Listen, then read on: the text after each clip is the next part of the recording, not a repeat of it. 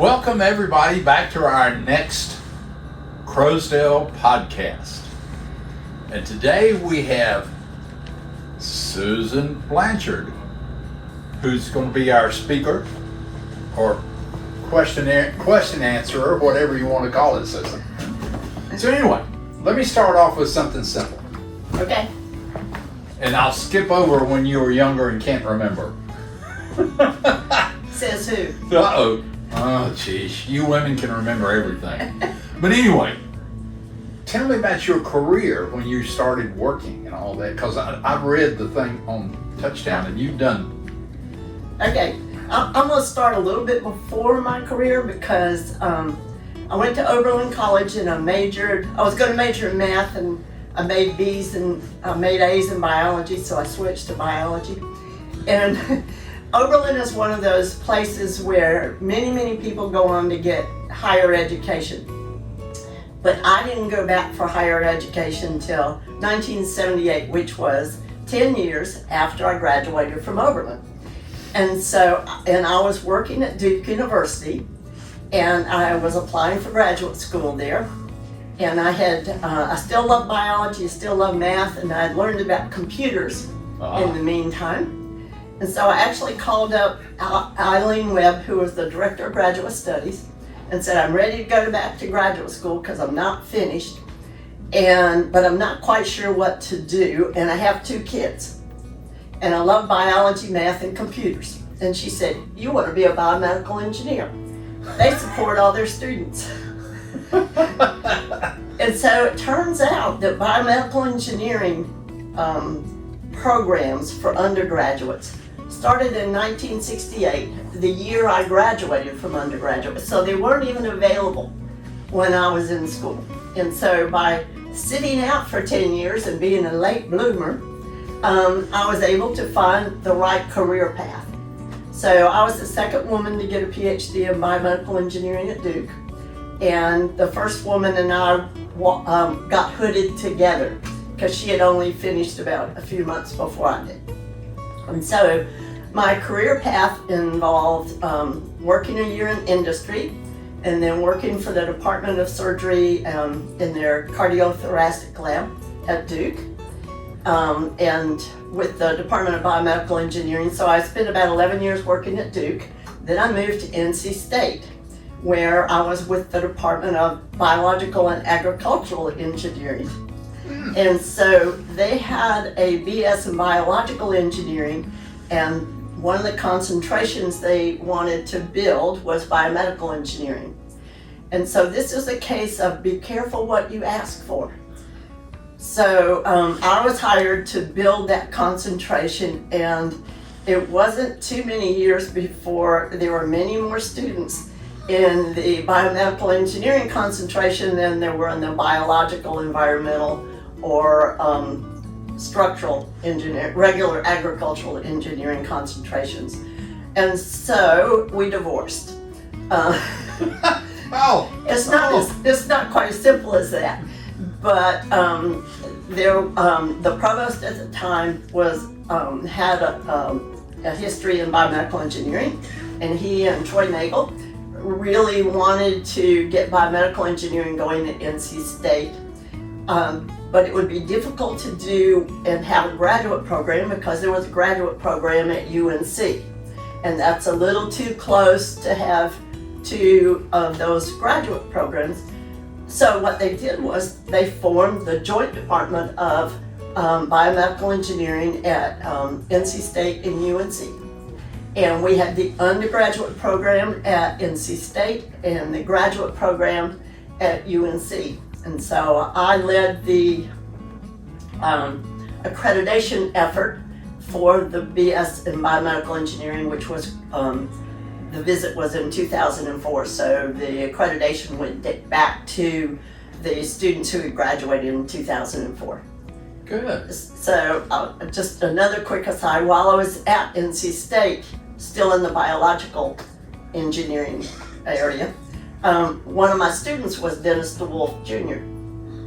And his parents now live here. And so Dennis was one of my favorite students. He's actually the only student whose wedding I ever went to.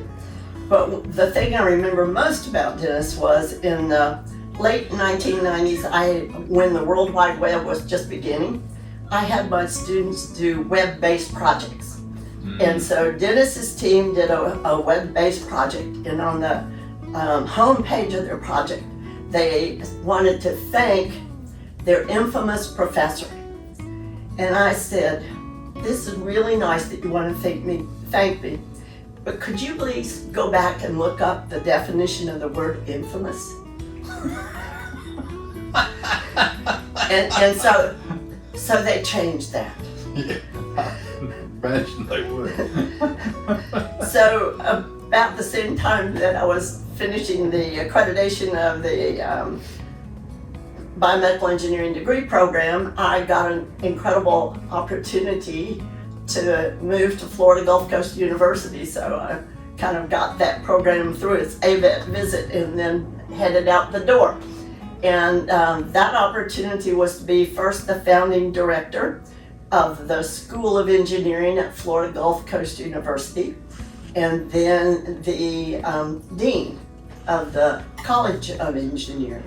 And so we developed, because I had already developed programs, we developed a program in environmental engineering and civil engineering, because FGCU was known for its environmental emphasis, so that needed to be one of the programs. And civil engineering needed to be one of the programs because that's what all the major donor companies wanted. There you go. And bioengineering was one of the programs, which is just another name for biomedical engineering. And so I had the fantastic opportunity as my last job to start this 3 programs to help oversee building a building for these 3 programs, to recruit students, to hire faculty, to get the programs through the accreditation process. And that university had struggled with getting some of its programs accredited. And so the president once said to me, you know, it's okay if you don't get it accredited the first time. And my response was, it is not okay to send a civil engineering student out from an unaccredited program.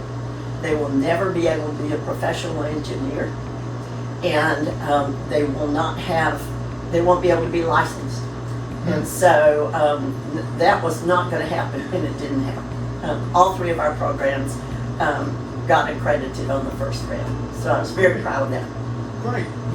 Is there any of the professors and all that you hired still there? Do you know?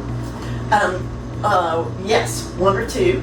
Others have gone on to other institutions to be the directors, deans, associate deans, whatever, at other institutions. And so I felt like I did a good job of actually mentoring my faculty so that they could grow into whatever the next level job was for them. Way to go. Yeah. A great person. That's what you are, Susan. Anyway, let me ask you something else. Recently, you were in a committee to help Heather about thinking ahead or whatever. It's not actually a committee, it was a process. Process. And okay. so there was a strategic planning process that was led by Life Care Services, and Heather asked me and Steve Harper to be resident representatives in that group for a Pinnacle Pursuit Planning session that was held in February in beautiful Garner. Not that we saw much of Garner because we were very, very busy. And it was a fascinating process, and I was actually really impressed with the LCS people and their ability to take us through this process. So at the February meeting, we sat at tables. So I was at a Crowsdale table with Rebecca, Sonia, I'm gonna leave some people out, but whatever, and some LCS people. And then there was a Cypress Glen table and a Wesley Pines table. And then there was another table, and I'm not sure who they were. maybe LCS people and UMRH board of directors, Yeah. people who were just there for the process. And it was fascinating. So we worked on thinking about strategic planning specifically for Crosdale, and then the different groups would share. And so one of the surprising things I came away with was, so I'm currently my neighborhood rep, and I have 25 apartments in my neighborhood. And Wesley Pines has 25 units in its independent living. They are mostly about assisted living and skilled nursing. So I knew they were much smaller.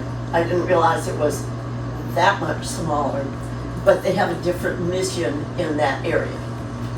And then, so it was a great process. And so that process continued in June. We had a Crosdale specific meeting here that included more of the managers from here, and also 2 additional residents participated, Carol Holbert and Jeff Dawson.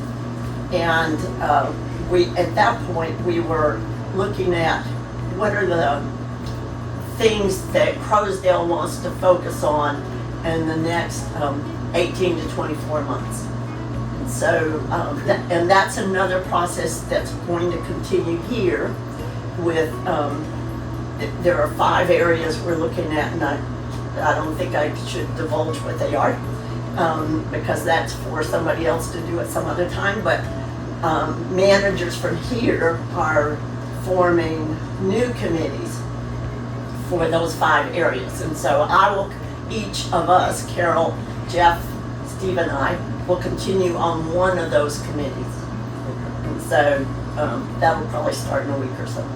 Well, I will tell you, I'm assuming y'all are in charge. You mentioned about the elevator, you fixing the elevator up the hall, because they've been working on it for a week. Well, they told us they were going to work on it for a week, so what's the big deal? It's a long way from the 3rd floor down to the basement back up. That's why. It's true, I live on the 2nd floor, so it's not quite so far. Gee, I knew it. I hope they finish today. Yeah, well, when I walked by, they were very busy. Waiting for inspection. They're waiting for inspection? Great! Okay. It went up and down Monday night when they weren't working on it, so it's okay for me. But anyway, now that that's sort of all over, what's your next project? Okay, well, I actually have some ongoing projects. Okay. In addition to being a neighborhood rep, which means that I come up with, in our case, monthly speakers for monthly meetings, and also help the residents in my neighborhood with issues that come up, and by pointing them in the right direction, I hope. I also currently lead the Memoirs group, which meets on the 1st and 3rd Saturdays of the month at 2 o'clock in Bowles, as long as Bowles isn't being renovated. And we'll start again in September. And I assign a topic, and everybody writes a short memoir about that topic. We read it to each other, and what we say in memoirs stays in memoirs unless we choose to post it on the bulletin board outside the administrative conference room. And then I have a whole bunch of like 1-word topics. One of them was, trucks. and we spent 10 minutes writing about trucks, or ocean, or flowers, and then we read those. And so it's a lot of fun, and we've gotten to know each other pretty well. There's a group of about 8 that's pretty regular right now. Good. So that's one thing. Then I also, I used to be the secretary for the dining committee. I did that for 2 years. And now I am basically the secretary for the CV Corral. And we have formed a steering committee to help Scott with all the different things that have to be done in order to have a concert in December and another one in May. And so I'm in charge of basically communicating with all the members of the chorale and also the CV singers and the chapel singers. So anything that needs to be sent out goes through me, so that there is also a filter. Oh. And so it's not as though just anybody can send anything to that large group, because we have had as many as 60 people in the chorale. And this year we are actually hoping to add some people from the Phase 4 expansion. We have extended an invitation to them through marketing, and we hope that some will come, because some of the current members of the chorale joined when they were waiting for the heritage to be finished, and we're very happy that they could do that. Actually they were in the chorale for a year before they could move in. And so that made them feel like they were more a part of this place, and they knew many more people. Yep. Very good. Okay. What else is that it? I mean, you're doing a whole lot. No, I exercise. I go to weights and bands on Mondays and Wednesdays, and Carly's stretch and flexibility on Monday afternoons, and Margie's posture class on Friday, because I want to live, evolve, and thrive. Oh me, oh me, oh me. Well, I'm glad. It seems like you really haven't stopped working. You're continuing to work on what you want to do. I am. And the fun thing about being at Crowsdale is there are so many different things to do. I'm doing things that are very different, like the chorale and the memoirs and the exercising, and then we like TED Talks, Don and I do, when they're in session. And we also go to the Friday travelogue. So there are a number of other things that we will do. And yesterday I went to the Health Pros test your reach. How was that? Well, another woman and I set the record. I love it. We were both at 12.5 inches for being able to reach out and not lose our balance. And for our age group, top range for if you were below 10.5, you were at some risk of falling, but above 10.5, I damn well better not fall. Way to go. Good. What are you doing next week? Actually, I'll tell you, I also have taken advantage of the physical therapy here. I just love having it under the same roof. And so since I can't quite get my gait fixed, I've started again, so that's what I'm doing next week. Okay. I tell you, so in other words, folks, if you're watching this and you're not signed up for Crowsdale Village, this woman should have convinced you by now to sign up for Crowsdale Village. Just call marketing, they'll be glad to talk to you. And you might even get to see our apartment. Yeah, there you go. You never know. But anyway, Susan, it sounds like you're having a great life. I am. I'm thriving. Oh, goodness. I don't know if I can. I'm glad Don's married to you. I don't think I can handle all this. But anyway, Susan, thanks for coming by and talking to us. We appreciate it. Thank you. You've really given us a lot of stuff going on here that I didn't know. Okay. But anyway, thanks a lot. See y'all. Bye.